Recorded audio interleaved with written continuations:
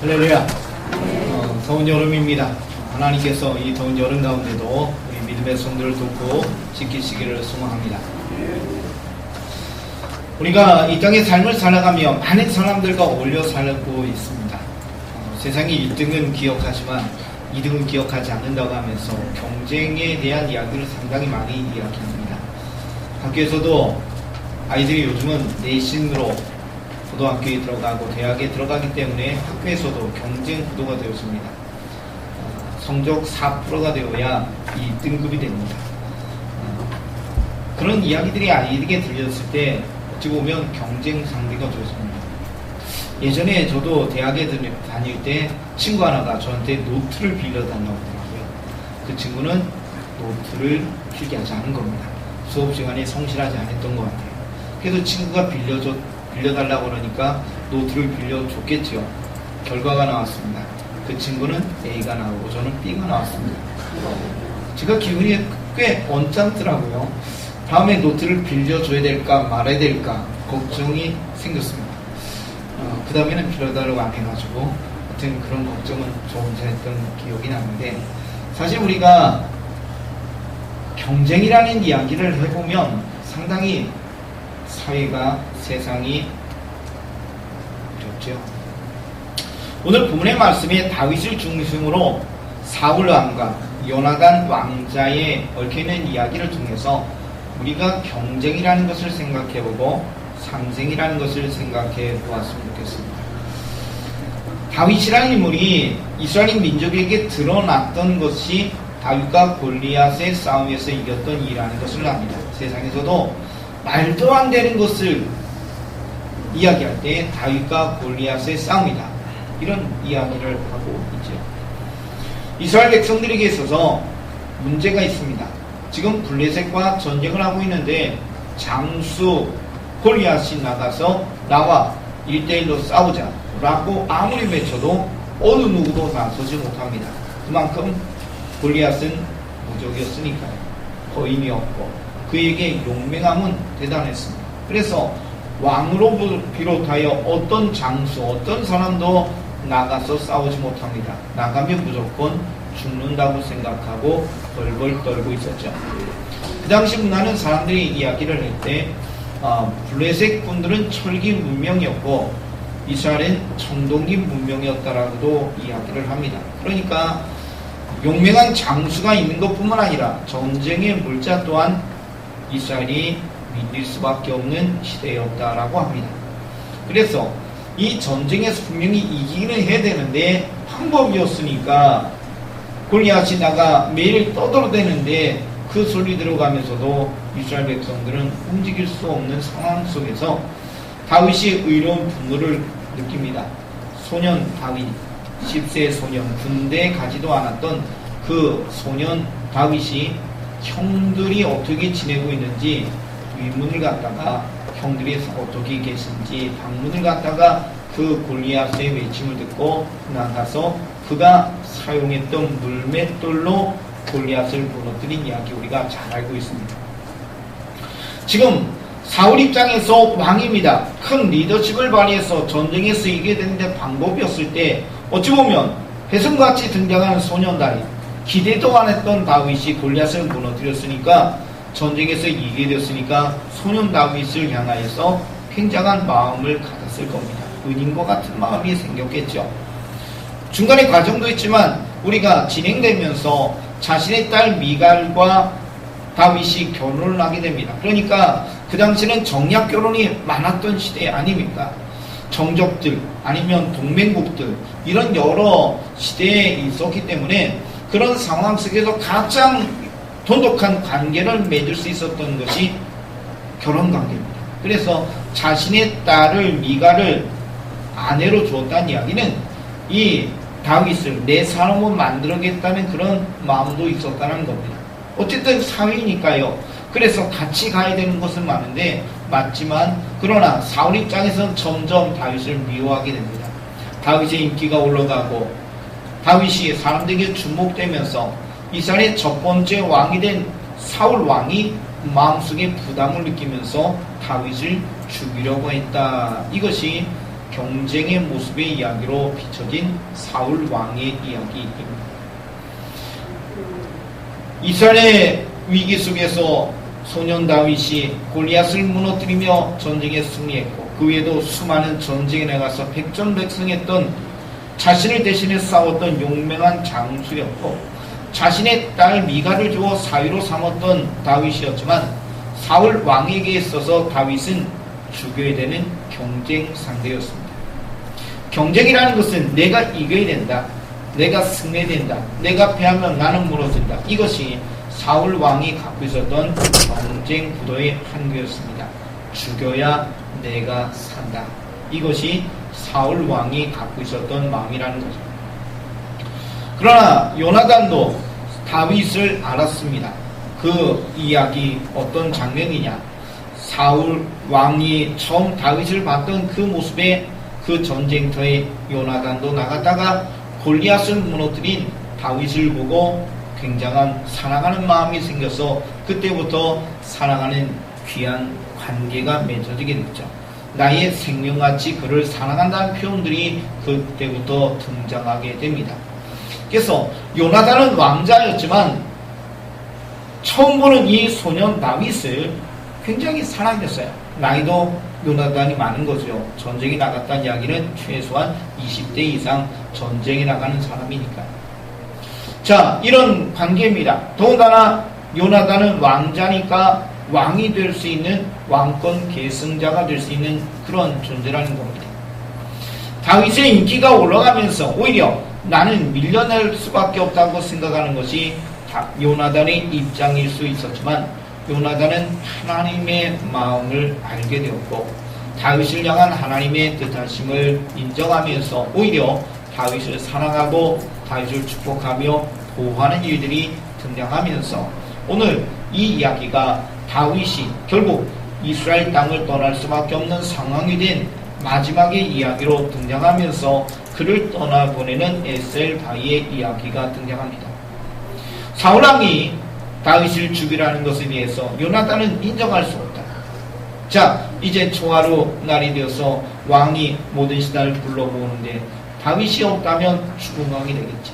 그때 그 상황을 보면서 다윗을 향하여 사울왕이 죽일 것인가 살릴 것인가를 알게 될 텐데, 내가 화살 셋을 날려서 그 아이에게 화살을 주오라고 이야기하고 이쪽에 있다면 죽이려는 뜻이 없으니까 돌아와라, 내 앞쪽에 있다고 외치면 사울왕이 너를 죽이러 가니까 도망가라, 이런 이야기가 오늘 에셀 바위의 이야기에 등장하게 됩니다. 되어지는 과정의 이야기, 결국 사울왕이 다윗을 죽이려는 뜻을 밝힙니다. 어떤 모습이냐, 굉장히 분노합니다. 요나단이 다윗을 숨겼다고 생각해서 요나단을 향하여, 자기 아들이잖아요, 자기 아들 요나단을 향하여 단창을 내어 던져서 죽이려고 했었다라고 이야기가 되었습니다. 그 정도로 사울왕이 다윗을 숨겨준 요나단을 향하여 분노했고, 결국 이 이야기를 통해 다윗과 요나단은 떠나가게 됩니다. 그를 보내주게 된 이야기죠. 요나단은 다윗을 향하여 경쟁 상대로 생각하지 않았습니다. 같이 가야 된다, 이것이 하나님의 뜻이라는 마음을 갖고 함께 움직이는 인생이 되었다라는 것이죠. 결과적인 이야기를 우리가 들여다봅니다. 경쟁 관계로 움직였던 사울왕, 결국 마지막 길보아 전투에서 최후를 맞이합니다. 결국 그는 자살이라는 것으로 인생의 마지막을 끝내는 처참함이 되었습니다. 하나님의 뜻도 몰랐지요. 다윗을 향한 하나님의 사랑, 그의 인물됨, 그의 인격, 그의 능력, 재능, 이것 생각하지 않고 경쟁 구도로만 생각하고 그를 죽이려고 수없이 시도했지만, 그리고 그가 하나님이 함께 하시는 삶이라는 것을 때로는 알게 되었지만, 그는 경쟁 구도 속에서 결국 사울왕은 다윗을 포용할 수 없어서 끝내 그를 죽이려 하다가 실패했고, 길보아 전투에서 자살이라는 최후를 맞이합니다. 물론 이 전쟁에 나갔다가 나라가 피했으니 요나단 왕자도 길보아산 전투에서 전사를 하게 됐지만, 그의 마음이 다윗이 왕이 되어서 그의 아들 무비보셋을 아들처럼 여기면서 왕자처럼 대우했다는 이야기가 성경에 기록이 되어져 있습니다. 사랑하는 성도 여러분, 우리가 이 땅의 삶을 살아가며 수많은 관계를 맺고 있는데 경쟁 관계로 생각해서 그를 죽여야, 그를 짓밟아야 내가 일어선다고 생각한다면 사울 왕의 마음이 있게 될 겁니다. 그러나 내가 그를 사랑하고 축복하며 함께 가길 원한다면 요나단의 마음이 되게 될 겁니다. 여러분, 토끼와 거북이의 이야기를 아시지요? 전형적인 이야기는 토끼와 거북이가 경주를 합니다. 토끼가 열심히 달려갑니다. 잘 달리니까 앞서겠죠. 그리고 너무 빨리 달리고 그래서 늦게 오는 거북이를 보면서 한숨 자다가 끝내 경주에서 졌다라는 이야기입니다. 그리고 새로 만들어진 우리 출판서에 나오는 토끼와 거북이의 이야기가 있더라고요. 여러분, 그 이야기를 혹시 들어보셨나요? 제가 지금부터 그 이야기를 드리겠습니다. 토끼와 거북이가 굉장히 친했습니다. 같이 놀고 같이 움직입니다. 근데 이것을 잡아먹으려고 하는 늑대가 등장하는데 이게 같이 있으니까 잡아먹을 수가 없어요. 그래서 저들 좀 떨어뜨려야 되겠다 생각해서 지혜를 내서 경주를 제의합니다. 지금부터 경주를 하는데 토끼와 거북이를 돕고 경주를 제안하는 거예요. 너희가 1등하면 내가 잡아먹지 않고 너희가 꼴찌하게 되면 너희 중에 꼴찌하는 자가 있으면 내가 잡아먹겠다. 토끼가 거북이가 앞에 있는데 그 토끼와 거북이를 향하여 늑대가 이야기합니다. 여러분, 지면은 뭐라고요? 죽는 거예요. 잡혀먹는 거예요. 경주가 시작됐습니다. 토끼가 물론 잘 뛰니까 목숨이 걸려 있으니까 더 열심히 뛰었겠죠. 거북이는 엉금엉금 가지만 토끼는 열심히 뛰어서 1등을 하고 있습니다. 근데 난관이 닥쳤습니다. 뭐가 가로막고 있냐면 강이 가로막고 있는 거예요. 토끼가 여기까지 강까지는 1등으로 달려왔는데 넘어갈 수 없어요. 수용을 못하니까요. 그래서 발만 동동 구르며 시간을 보내고 있는데 어느덧 엉금엉금 기어왔던 거북이가 강가까지 왔습니다. 토끼의 마음이 이제 나는 죽었다. 나는 끝났다. 라고 생각할 때 거북이가 이렇게 이야기합니다. 등을 내밀면서 야, 타. 그래서 거북이가 혼자 살지 않고 토끼를 등에다 올려놓고 강을 건너갔다. 강을 건너가면서 토끼가 마음에 좀 부담되잖아요. 나 살겠다고 뛰어왔는데 정작 이 강을 건널 수 없는데 이 토끼가 나를 건네줬는데 야, 이거 내가 뛰어가야 돼 말아야 돼 고민하겠죠. 그러다가 강을 건너왔습니다. 등에서 내린 토끼가 이제 거북이에게 제안합니다. 야, 업혀. 그래서 거북이를 토끼가 업고 달려가서 결승점에 도달했습니다. 누가 1등 했어요? 토끼와 거북이가 1등 한 거예요.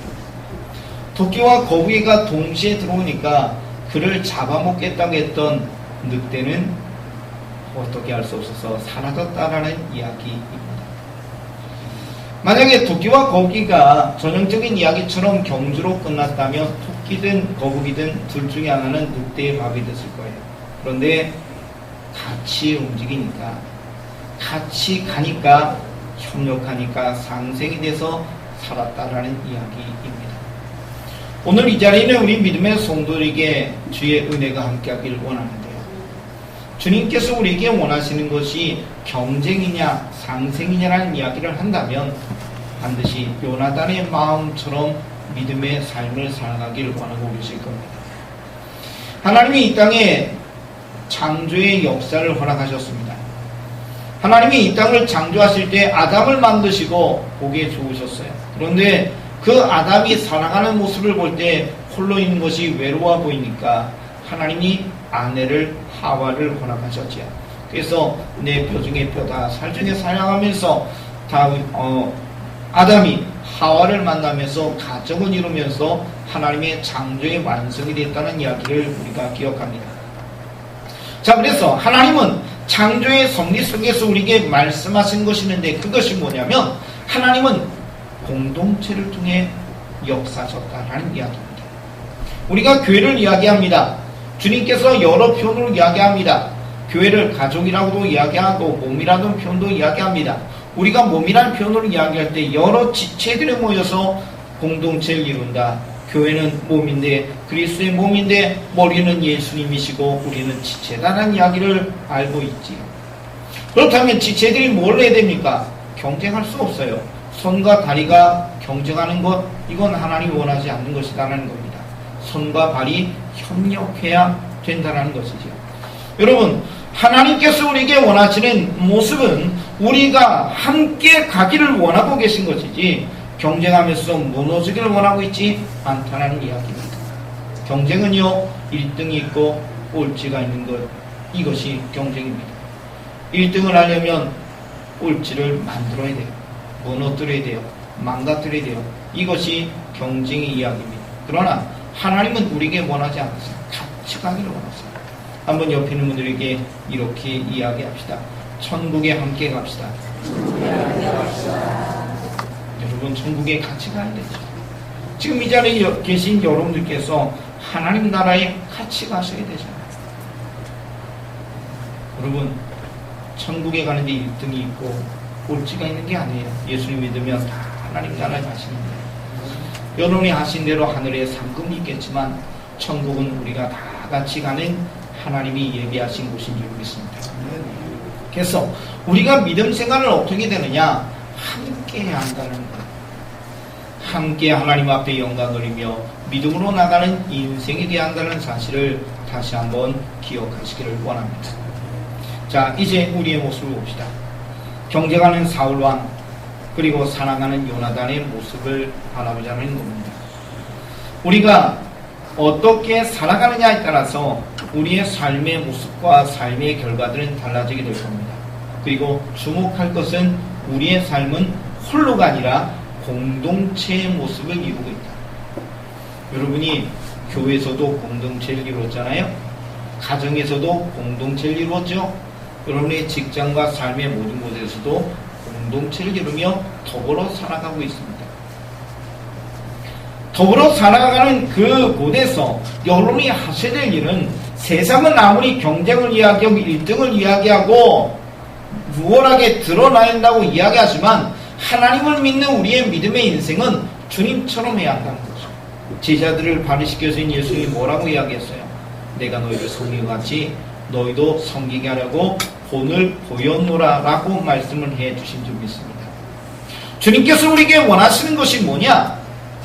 주님께서 우리에게 원하시는 것이 뭐냐? 제자들의 발을 씻겨줬듯이 너희도 발을 씻겨줘야 한다라고 이야기합니다.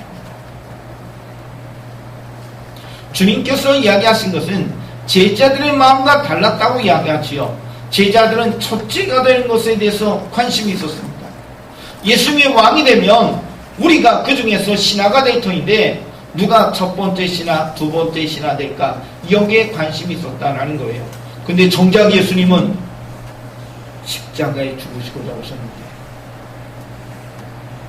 제자들은 주님의 마음과 전혀 달랐어요.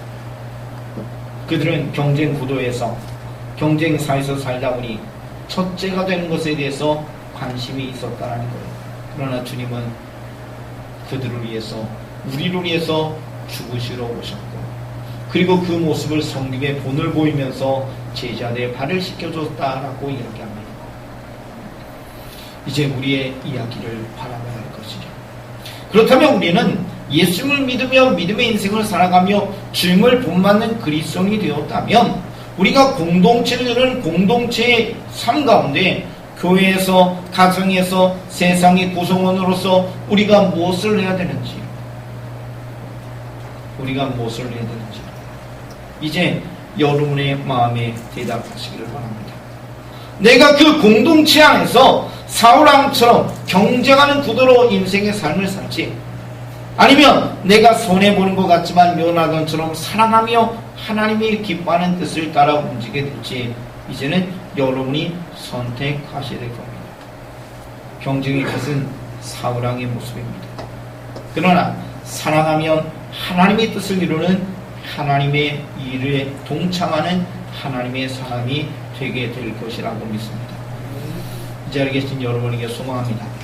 우리는 경쟁하며 무너지는 것이 아니라 함께 사랑하며 상생하는 주님의 자녀가 되어야 합니다.